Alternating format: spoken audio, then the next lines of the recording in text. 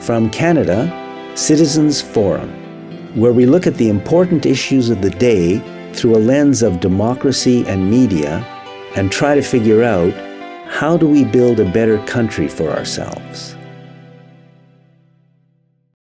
Hello, welcome to From Canada, Citizens Forum. It is August the 19th, 2025. This story is called The Russia-Ukraine Story the Media Won't Tell Us. And do we trust the corporate-owned media so much that we're willing to allow them to censor information on important issues, and we continue to put up with that? Does that make sense? So the Russia-Ukraine war, first of all, my own position on this war is that it never had to happen. I think the entire war could have been easily avoided. All the tens of thousands of deaths, the massive destruction of homes and infrastructure in Ukraine, it all could have been avoided. The creation of millions of Ukrainian refugees did not have to happen. And the same with the destruction and deaths suffered by Russia. So that's what I think. It didn't have to happen. Now, one question is, who is really to blame for the war? Here in Canada, the official story is that Russia, and only Russia, is to blame. Okay, fair enough. Maybe that's right. And that is the official media government story that we're being told. But the corporate media have lied to me for my whole life. I no longer trust them to tell me the truth. For example, when I was a kid, the media told me that the United States was in the Vietnam War because the United States wanted freedom and democracy and justice and peace for the Vietnamese people. And I believed every word of it. I completely trusted the story that the media told me about Vietnam. And that turned out to be a complete lie. And about the same time, the people who run the United States went right through Central and South America when I was a kid, killing tens of thousands of people, always fighting the evil commies so that people could have, again, freedom and democracy and prosperity. And I believe that story too. And that story also turned out to be a lie. So I don't believe the corporate media anymore. And therefore, I don't believe the media story about the Russia-Ukraine war. But just because I don't believe the story doesn't mean the story's wrong. Maybe they're telling the truth this time. But at least now I try to verify the stories the media tells me before I believe them. And now we come to a big problem that we have in Canada these days. Because when I tried to verify the official Russia is the enemy story, I quickly found that there's another story out there. And in that story, it is the United States and not Russia that is the real villain in this war. And in this other story, it is the people who run the United States who are to blame for the thousands of deaths and millions of refugees and all the pain and suffering of this war. Not Putin, but Obama, President Obama and President Biden. Not Russia to blame, but the United States. And a lot of experts tell this same story. Former US military people are telling this story, former diplomats, independent journalists, professors, researchers, and etc. But the corporate media in Canada, which is very big and very powerful, will not report on these people and will not interview these people. So we Canadians are not allowed to hear these points of view in the corporate media. And when I say the corporate media, I include just about all of our radio stations, CTV, CBC, and all the other TV networks in Canada, plus Fox and CNN and the American ones, plus the Globe and Mail and all of Canada's corporate-owned newspapers. That's the corporate media, and there's much more than that. The corporations also certainly have a huge presence on the internet. So there is a very powerful force that is telling us one side of the story and not telling us any other sides of the story. And that is called, I think, censorship. And we've got to realize that the imposition of censorship is not necessarily a good thing for the vast majority of us. I think we've been told all our lives that censorship is bad, but now it's happening right in front of our eyes, and we're accepting it and allowing it. Now, when it comes to hate speech, I think I'm okay with censorship there. But when we're talking about political issues like the Russia-Ukraine war, I just don't see any justification for censorship of what people are saying. There is another side to the Russia-Ukraine war story, but we are allowing the media and the politicians to tell us only the side of the story that they want us to hear. And we're believing and trusting that story, just as I believed many years ago the stories that they were telling me then about Vietnam and South America. And this is not, in my opinion, a wise thing for us Canadians to be doing. And again, my position on the war is that it never had to happen, and all the destruction and suffering could have been avoided. So here are 3 short pieces by Professor Jeffrey Sachs on the Russia-Ukraine war. Jeffrey Sachs is an expert. He has as much expertise as any of the people the corporate media roll out to tell us about how Russia is to blame for everything.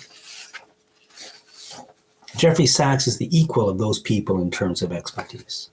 And Jeffrey Sachs is only one of hundreds or thousands of experts whose voices are censored because the corporations that own the big media don't want you to hear what these other experts have to say.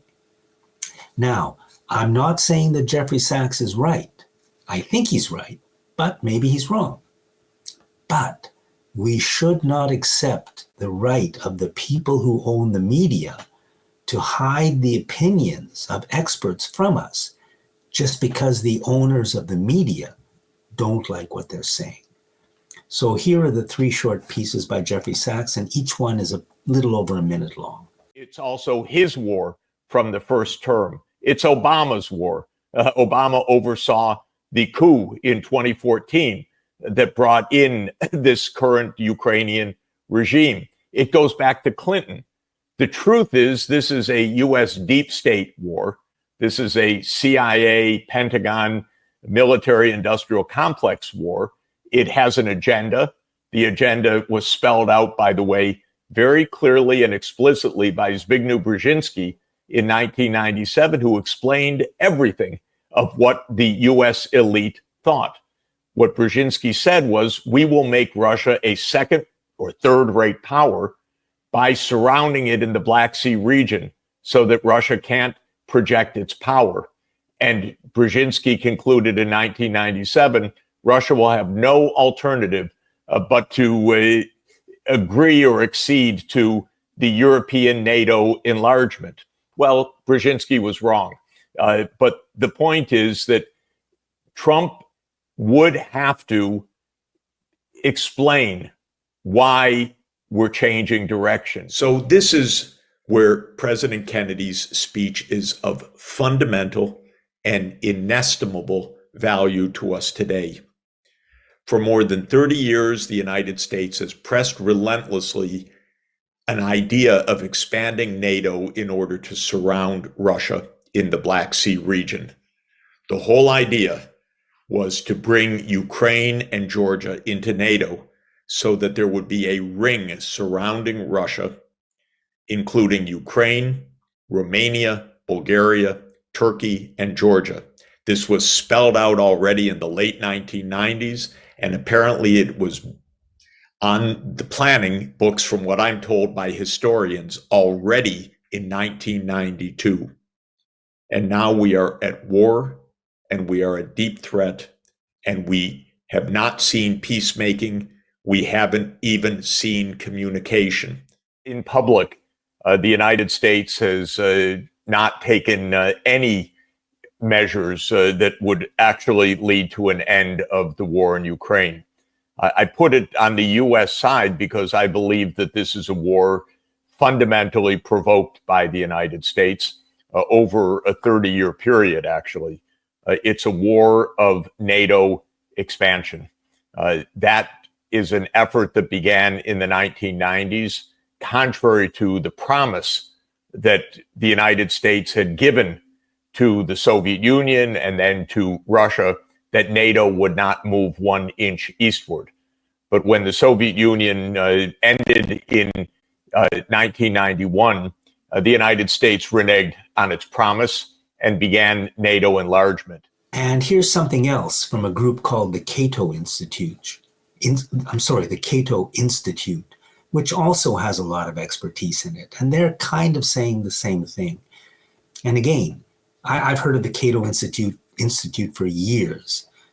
They have a lot of expertise. I usually don't agree with them, but they're not a bunch of people working out of a garage. This is a group with a reputation and expertise.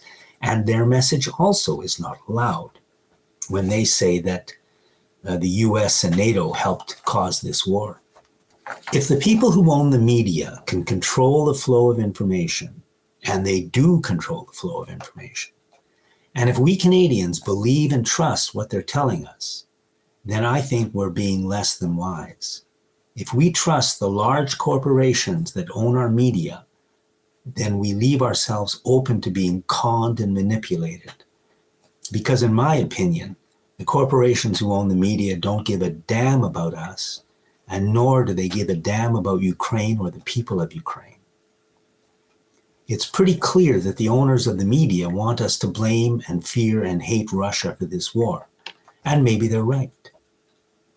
But we have always got to make sure we're getting the truth and that we are making decisions that are based on truth and fact. And we have the information to make decisions that are the best for us. We cannot afford to be conned and manipulated on issues of war and peace. It's just too important. Now, for example, the Carney government is talking about spending an additional $90 billion a year on the military, largely because of this war in Europe. So we had better be very sure that we know the truth about this war in Europe. And believe me, the corporate media act exactly the same way on all important issues. It's not just this war. Environmental issues, social issues, housing, healthcare. They tell us the story that they want us to hear. They don't tell us the truth. The corporations always put their own power and their own profit ahead of anything else. They don't care about Canada or Canadians, and we should always keep that in mind. Because if there is one thing the corporate media is good at, it's conning and manipulating people, Canadians and people around the world.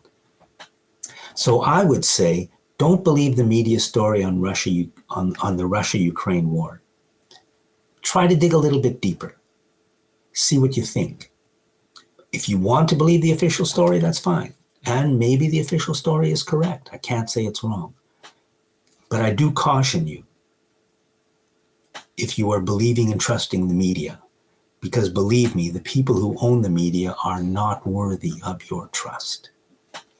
Thank you very much. Thanks for watching this segment of From Canada, Citizens Forum.